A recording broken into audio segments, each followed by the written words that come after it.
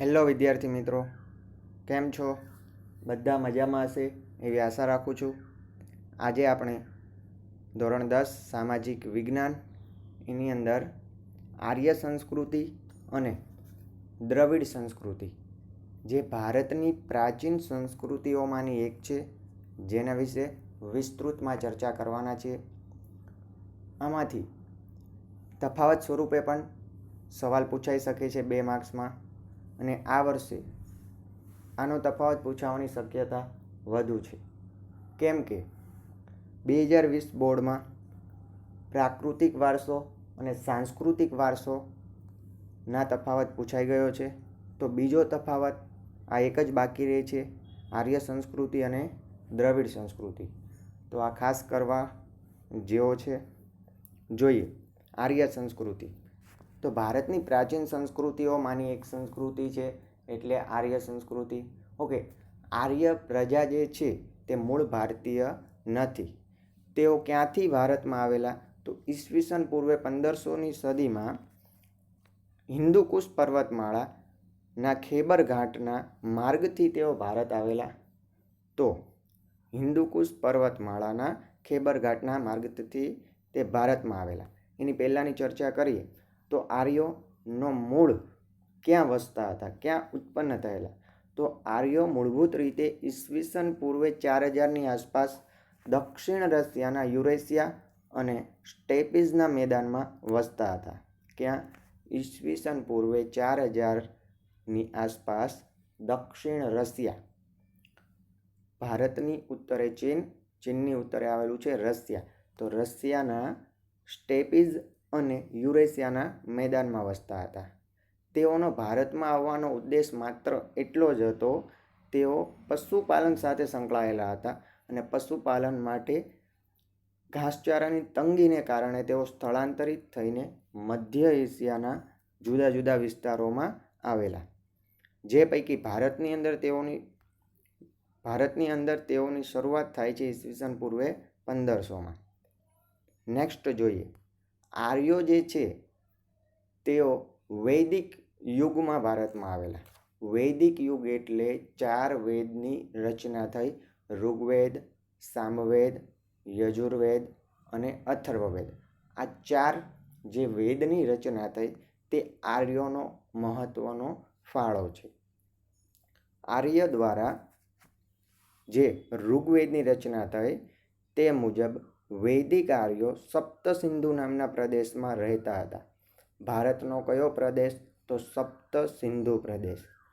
આ પ્રદેશને સપ્તસિંધુ નામ કેમ મળ્યું?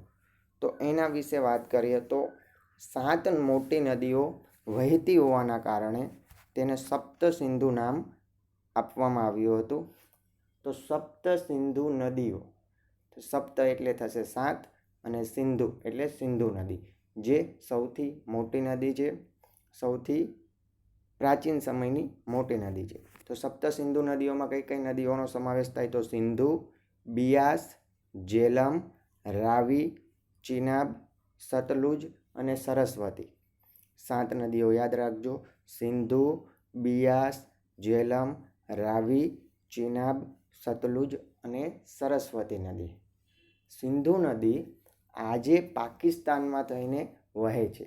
માત્ર સિંધુ નદીના 20% પાણીનો ઉપયોગ ભારત કરે છે અને 80% પાણીનો ઉપયોગ કરે છે પાકિસ્તાન, જે ધોરણ 9માં આપણે શીખેલું છે.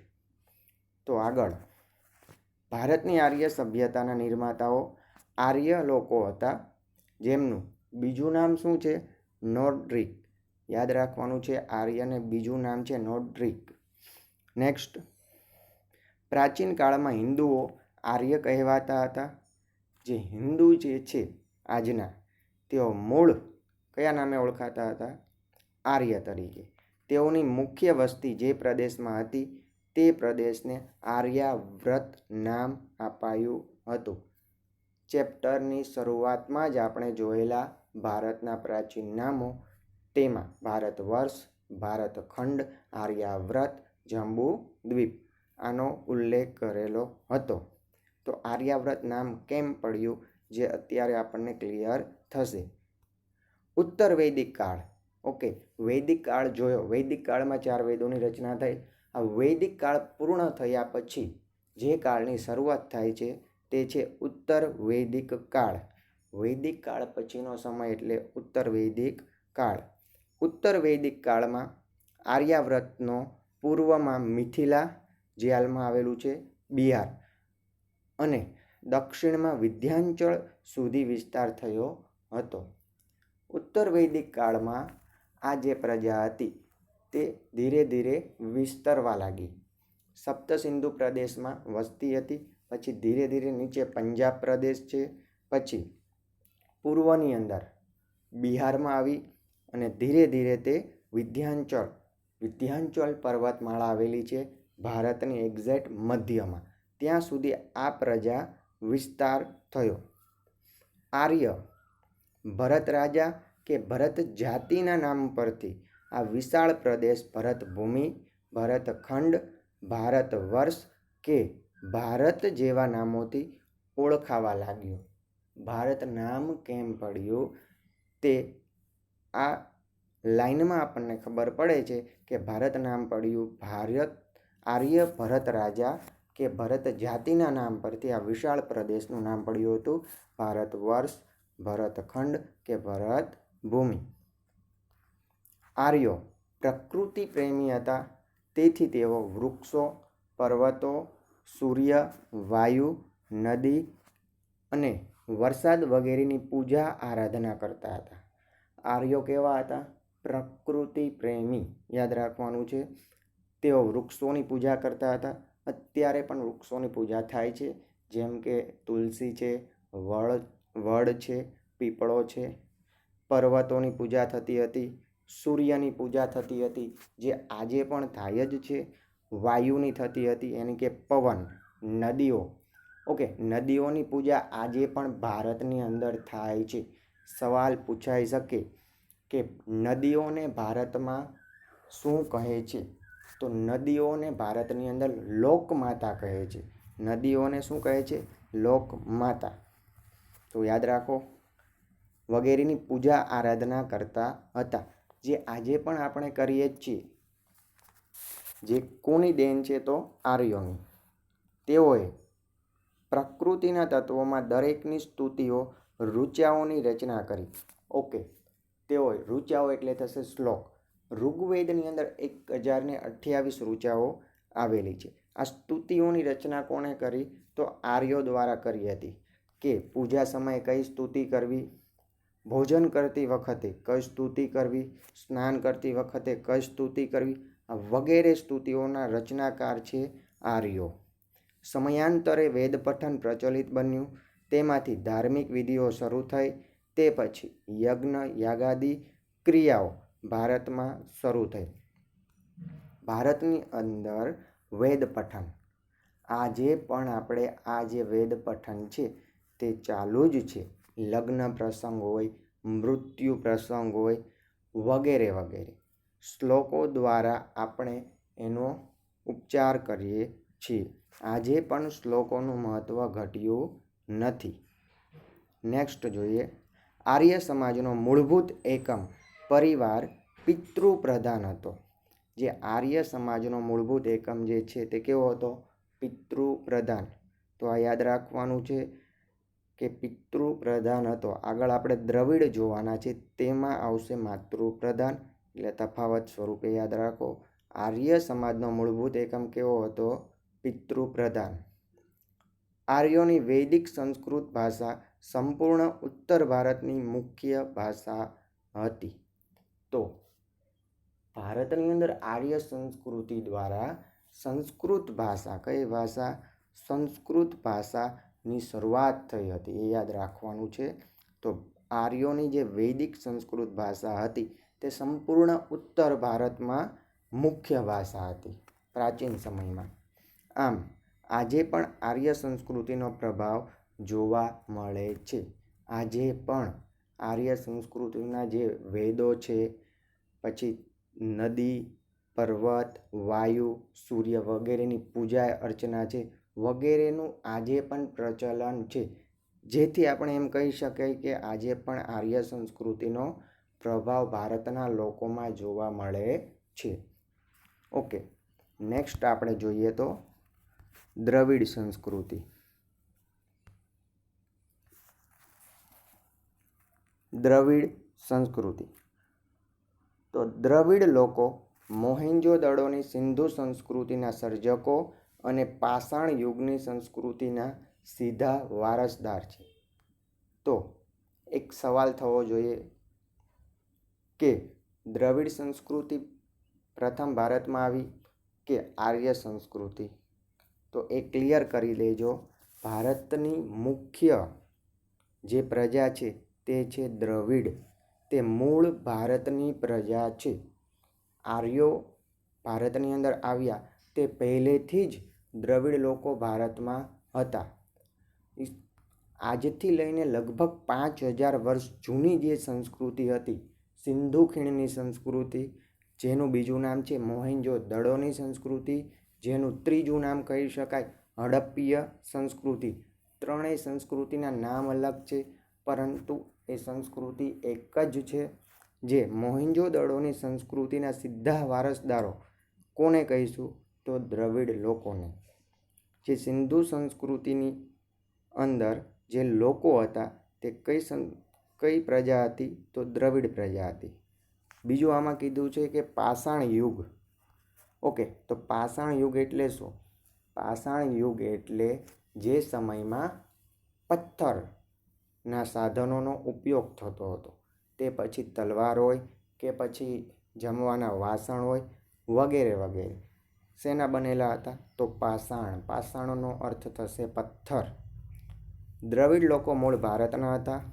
દ્રવિડ લોકોમાં માતૃમૂલક કુટુંબ પ્રથા પ્રચલિત હતી. આગળ મેં કીધું તેમ આર્યો પિતૃપ્રધાન હતા, જ્યારે દ્રવિડો માતૃપ્રધાન, માતૃમૂલક. દ્રવિડ લોકોની અંદર માતાનું સ્થાન સૌથી ઊંચું હતું, સ્ત્રીનું સ્થાન સૌથી ઊંચું હતું. દ્રવિડોએ માતા રૂપે પાર્વતી દેવી અને પિતા રૂપે પરમાત્મા શિવની પૂજાની સમજ આપી. તો યાદ રાખવાનું છે, દ્રવિડ લોકો શિવની પૂજા કરતા હતા અને દેવી તરીકે પાર્વતીની. સિંધુ ખીણની સંસ્કૃતિના ઉત્ખનન દરમિયાન આપણને એક મૂર્તિ પણ મળે છે. તે મૂર્તિની અંદર પશુપતિનાથની મૂર્તિ મળે છે. તે પશુપતિનાથની જે મૂર્તિ છે તે હાલ નેપાળની અંદર આવેલા પશુપતિનાથ મંદિરમાં પણ જોવા મળે છે. તેથી કહી શકાય ત્યારે પણ શિવની ઉપાસના થતી હતી. દ્રવિડોએ અવકાશી ગ્રહોના ક્ષેત્રમાં તથા વિવિધ કલાઓ જેવી કે કાંતવું, વણવું, રંગવું, હોળી, તરાપા જેવા ક્ષેત્રોમાં વિશેષ પ્રદાન આપ્યું છે. દ્રવિડોએ અવકાશી ગ્રહો, જે અવકાશ ખગોળ જ્ઞાન છે તેનું જ્ઞાન પણ આપણને આપેલું છે. વિવિધ કલાઓની વાત કરીએ તો કાંતવું, વણવું, રંગવું, ગળી, જે ગળી છે તેનું જ્ઞાન, ગળીની ખેતી દ્રવિડ સંસ્કૃતિ સિંધુ ખીણની સંસ્કૃતિમાં થતી હતી. હોળી બનાવવાનો વ્યવસાય હોય, તરાપાનો વ્યવસાય હોય, તરવાની વાત છે, વગેરે ક્ષેત્રોમાં વિવિધ પ્રદાન આપેલું છે. આર્યના પ્રભુત્વ બાદ તેઓ દક્ષિણ ભારત તરફ ખસતા ગયા અને ત્યાં સ્થિર થયા. તો મૂળ પ્રજા જે દ્રવિડ છે તે ઉત્તર ભારતમાં સર્વપ્રથમ હતી, પરંતુ ભારતની અંદર ઈસવીસન પૂર્વે 1500માં આર્યોનું આવવાનું શરૂ થાય છે, જેથી દ્રવિડ લોકો ધીરે ધીરે ઉત્તર ભારતમાંથી દક્ષિણ ભારતમાં ખસતા ગયા અને ત્યાં સ્થિર થયા. ઉત્તર ભારતમાંથી આવેલી વિવિધ પ્રજાની ભાષા અને સંસ્કૃતિના લક્ષણો ટકી રહ્યા. સમયાંતરે આ લોકો દ્રવિડ કહેવાયા. દ્રવિડો ઉત્તરમાંથી ખસીને ક્યાં આવે છે? દક્ષિણમાં. અને દક્ષિણમાં તેઓ સ્થિર થાય છે. તેમના લક્ષણો ઉત્તર ભારતમાં જે આર્ય સંસ્કૃતિ છે તેણે પણ અપનાવેલા છે. દ્રવિડોના જે લક્ષણો જે નીચેની લાઈનમાં લખેલું છે, ઉત્તરમાંથી આવેલી વિવિધ પ્રજાની ભાષા અને સાંસ્કૃતિક લક્ષણો ટકી રહ્યા. સમયાંતરે આ લોકો દ્રવિડ કહેવાયા. દ્રવિડોના મૂળ દેવો આર્યોએ સ્વીકારી લીધા. જે દ્રવિડો જે પ્રકૃતિની પૂજા કરતા હતા તે લક્ષણો કોણે સ્વીકારી લીધા? આર્યો દ્વારા, અને તેમને સંસ્કૃતિના દેવો તરીકે પુનઃસ્થાપ્યા હતા. આ જે દક્ષિણ ભારતમાં તમિલ, તેલુગુ, કન્નડ અને મલયાલમ. ઓકે, તો તમિલ ભાષા ક્યાંની છે? તો તમિલનાડુની. તેલુગુ ભાષા છે આંધ્રપ્રદેશ અને તેલંગાણાની. કન્નડ ભાષા છે કર્ણાટકની. જ્યારે મલયાલમ ભાષા છે કેરળની. જેવી ભાષાઓ દ્રવિડ કુળની ભાષાઓ તરીકે બોલતા લોકો આજે પણ આપણને જોવા મળે છે. આ 4 જે ભાષાઓ છે તે લોકો કઈ સંસ્કૃતિના છે? તો દ્રવિડ સંસ્કૃતિના, જે આજે પણ પોતાની ભાષા ટકાવી રહી છે, ટકાવી શક્યા છે. દ્રવિડોએ ધૂપદીપ અને આરતીથી પૂજા કરવાની પરંપરા આપી હોય તેમ મનાય છે. આજે આપણે જે ઘરમાં ધૂપ દીપથી જે પૂજા અર્ચના કરીએ છીએ તે આપણને કોના દ્વારા પ્રાપ્ત થઈ છે? તો દ્રવિડ સંસ્કૃતિ દ્વારા. દ્રવિડોએ પશુ પૂજા, પ્રકૃતિ પૂજાની ભેટ આપેલી છે. આગળ મેં કહ્યું તેમ તે પશુપતિનાથની પૂજા કરતા હતા, એટલે કે પશુની પૂજા કરતા હતા, પ્રકૃતિની પૂજા કરતા હતા. વરસાદ છે, વરસાદ આવવા માટે પૂજા કરતા હતા કે વરસાદ કેમ નથી આવતો તેના માટે ઇન્દ્રદેવની તેઓ પૂજા કરતા હતા, અગ્નિદેવની પૂજા કરતા હતા, વગેરે વગેરે. આમ કહી શકાય કે દ્રવિડ સંસ્કૃતિ અને આર્ય સંસ્કૃતિ જે બંને ભારતની પ્રાચીન સંસ્કૃતિ છે, જેને આપણને 4 વેદો આપેલા છે, જેને આપણને વિવિધ સંસ્કૃતિઓ, વિવિધ જ્ઞાન, વિવિધ પૂજા અર્ચનાના જે ઉપાસના, વિવિધ પ્રકૃતિ ભાવના જે આપણને કેમાંથી મળે છે? આર્યો અને દ્રવિડ સંસ્કૃતિમાંથી. ઓકે,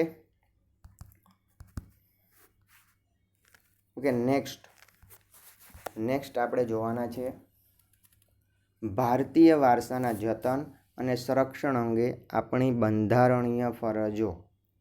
ઓકે, આપણો જે વારસો છે તેને જાળવવા માટે, તેના રક્ષણ માટે ભારત સરકાર દ્વારા જે આપણું બંધારણ છે તેમાં ફરજોની નિમણૂક કરી છે. ફરજો, આપણું જે મૂળ બંધારણ છે તેમાં આ ફરજો હતી નહીં, પરંતુ પછી એની અંદર આ ફરજો મૂકવામાં આવી છે. તો ક્યારે મૂકવામાં આવી છે? પહેલાં તો ધોરણ 9માં આપણે બંધારણ વિસ્તૃતમાં ભણ્યા છીએ. ફરજો કોને કહેવાય આપણને ખબર જ છે. ફરજ અને હક. હક જે ભારતના બંધારણમાં ભાગ 3માં છે, તેમ મૂળભૂત ફરજો ભારતના બંધારણમાં કલમ 51 ક અંતર્ગત મૂકેલી છે. તો ભારતનું બંધારણ ક્યારે ઘડવામાં આવ્યું? બેઝિક નોલેજ લઈ લઈએ. ભારતનું બંધારણ 26મી જાન્યુઆરી 1950ના રોજ લાગુ થયું હતું. ભારતની અંદર 26મી જાન્યુઆરી 1950. પરંતુ ત્યારે આ ફરજો હતી નહીં, પરંતુ પછી એની જરૂર પડતા એમાં એડ કરવામાં આવી છે. બીજો સવાલ, ભારતનું જે બંધારણ છે તેમાં મૂળભૂત ફરજો કયા દેશના બંધારણમાંથી લેવામાં આવી છે? તો ભારતની અંદર જે મૂળભૂત ફરજો છે તે રશિયાના બંધારણના મુજબ ભારતમાં લેવામાં આવેલી છે. જ્યારે મૂળભૂત હકો છે તે અમેરિકાના બંધારણમાંથી લેવામાં આવ્યા છે. તો જોઈએ, ભારતને ગૌરવ અપાવનાર ભારતના વારસાની દરેક બાબતોએ ભારતને રળિયામણું, નયનરમ્ય અને આકર્ષક બનાવ્યું છે. તેના જતન અને સંરક્ષણ માટે ભારતના પ્રત્યેક નાગરિકની પવિત્ર અને પ્રાથમિક ફરજ બને છે. આપણી શું છે? ફરજ છે. ફરજ એટલે શું? ફરજ એટલે આપણે કોઈ કહે અને આપણે કરીએ તેવું નહીં, પરંતુ આપણે પોતે જ આને સ્વીકારીને પાલન કરવું જોઈએ. જેમ કે અત્યારે લોકડાઉન છે તો સરકાર આપણને કહે છે કે બહાર જવું નહીં, સ્ટે હોમ, સ્ટે સેફ. પરંતુ સરકાર કહે પછી આપણે કરવી એમ નહીં, આપણા મનથી જ આપણે કરવું જોઈએ. તેને કહેવાય આપણી ફરજ. જાગૃત નાગરિક તરીકે આપણી ફરજ હોવી જોઈએ. આપણા પ્રાચીન ઐતિહાસિક મૂલ્ય અને મહત્ત્વ ધરાવતા વારસાના સ્થળોને કોઈ નુકસાન ન પહોંચાડે અને તેનું જતન કરે તે માટે ભારતના બંધારણમાં નાગરિકની મૂળભૂત ફરજો દર્શાવેલી છે. આપણો ઐતિહાસિક મૂલ્ય અને મહત્ત્વ ધરાવતા વારસામાં આપણો જે વારસો છે તે બહુ પ્રાચીન છે. સિંધુ ખીણની સંસ્કૃતિથી લઈને આજ સુધી જે આપણું મૂલ્યો છે એ જળવાઈ રહે, તેને નુકસાન ન પહોંચે તે માટે મૂળભૂત ફરજો ભારત સરકારે ભારતના બંધારણમાં મૂકવામાં આવેલી છે, જે આ મુજબ છે. આપણા ભારતીય બંધારણના ભાગ 3 અનુચ્છેદ 51 ક 51A 51 કમાં 6 જ અને ટ 3 જ છે. કેટલી? 6, 7 અને 9 નંબર. 6 નંબર, 7 નંબર અને 9 નંબર છે. તો યાદ રાખવાની છે 6, જ અને ટ 3 જે છે મૂળભૂત ફરજો તે આપણા વારસાના જતન માટે છે. મૂળભૂત ફરજો આપણે ધોરણ 1થી લઈને ધોરણ 12 સુધી અથવા તે પછી કોલેજમાં પણ જે આપણે પાઠ્યપુસ્તક આવે છે તેમાં પહેલું જ પેજ હોય છે મૂળભૂત ફરજો. આપણે ભણતા આવ્યા છે, જેમાં ટોટલ કેટલી છે? 11 ફરજો આપવામાં આવેલી છે. તે પૈકી આપણા વારસા માટે આમાં કેટલી ફરજો છે? 3 છે. એક તો 6 નંબર, 7 નંબર અને 9 નંબર છે, તે 3 આ મુજબ છે. જોઈએ. આપણી સમન્વિત સંસ્કૃતિના સમૃદ્ધ વારસાનું મૂલ્ય સમજી તેની જાળવણી કરવાની ફરજ.